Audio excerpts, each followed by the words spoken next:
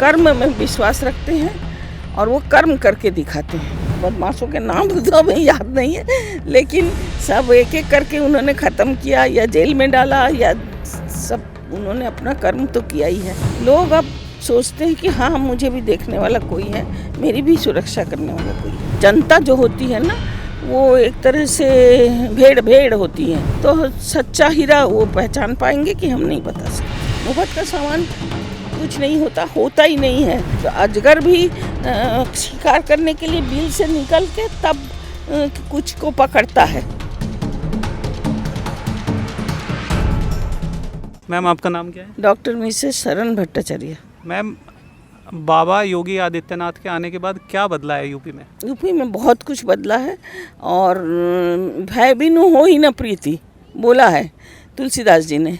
तो भय का एक इंसान को अपराध करने के पहले एक भय जो उत्पन्न हो रहा है, ये बहुत अच्छी बात है। और योगी जी अपने लिए माने योगी ही है, वो उनके समान और कोई हमने अभी तक तो देखा नहीं इस उम्र तक। और उनका विल पावर बहुत स्ट्रांग है। वो जो बोलते हैं वो करते हैं, सबसे बड़ी बात है। और जितने अपराधी हैं वो सब अपने सेल में घुस गए हैं। अभी तो फिलहाल वो वेट कर रहे हैं कि कब हमारा समय आएगा। इतना ही हम बोल सकते हैं। और योगी जी कर्म में विश्वास रखते हैं और वो कर्म करके दिखाते हैं।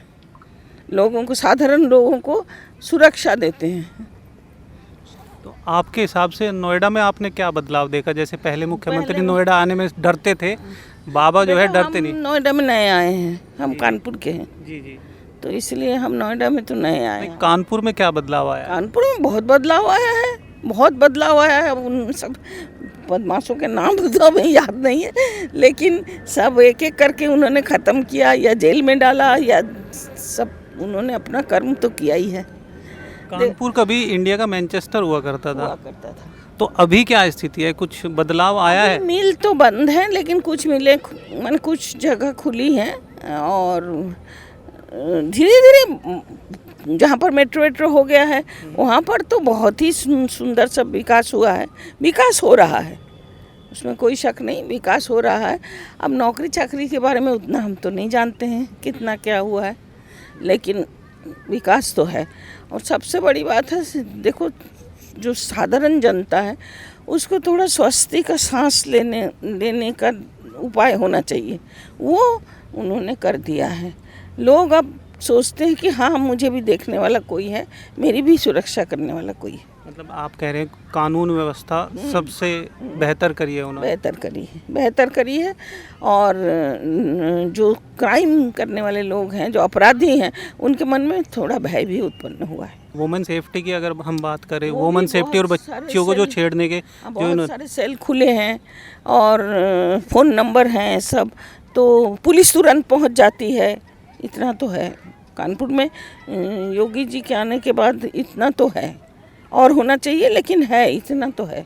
और जो इन्होंने एक रोमियो स्क्वाड बनाया था जो बच्चियों को जो छेड़ते थे, हाँ वो बहुत अच्छा काम है, बहुत अच्छा काम है। और बच्चों की और स्त्रियों की सुरक्षा जिस देश में नहीं होगा वो देश तो अरण्य है, जंगल है।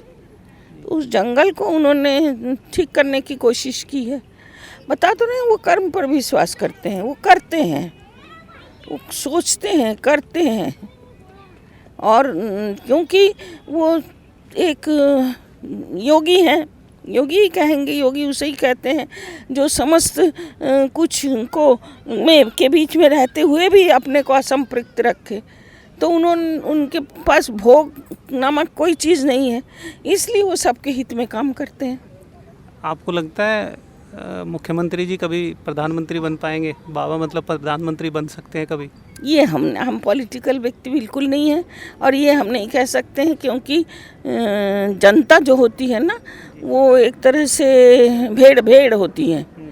तो जिस तरफ खास करके अनपढ़ और ये सब लोग अपनी विवेक बुद्धि से तो चलते नहीं हैं, इसलिए जिस तरफ पूरी दुनिया भागेगी या जहाँ थोड़ी सी फ्री कुछ मिलेगा, ये हमारे भारत की विशेषता है, उस तरफ भागेंगे तो सच्चा हीरा वो पहचान पाएंगे कि हम नहीं बता सकते। मतलब केजरीवाल जी जो कर रहे हैं फ्री का, वो होना नहीं चाहिए आपके होना नहीं, बिल्कुल नहीं होना चाहिए, बिल्कुल नहीं होना चाहिए।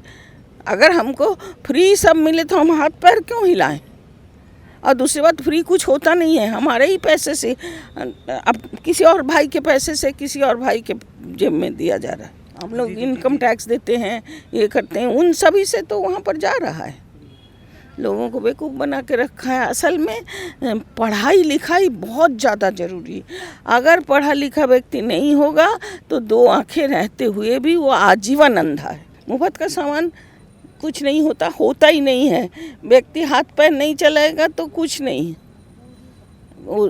अजगर भी शिकार करने के लिए बिल से निकल के तब कुछ को पकड़ता है, तब खाता है, तो जो सबसे आलसी है। तो मनुष्य का ईश्वर ने कैसा हाथ पैर आंखें सब कैसा संरचना की है जो कर्म के लिए है। ये सब कर्म के, अगर 5 उंगली बराबर होती पकड़ नहीं होती। ये इस तरह का संरचना ये है कि व्यक्ति कर्म करे और जो कर्म करेगा उसके साथ ईश्वर है।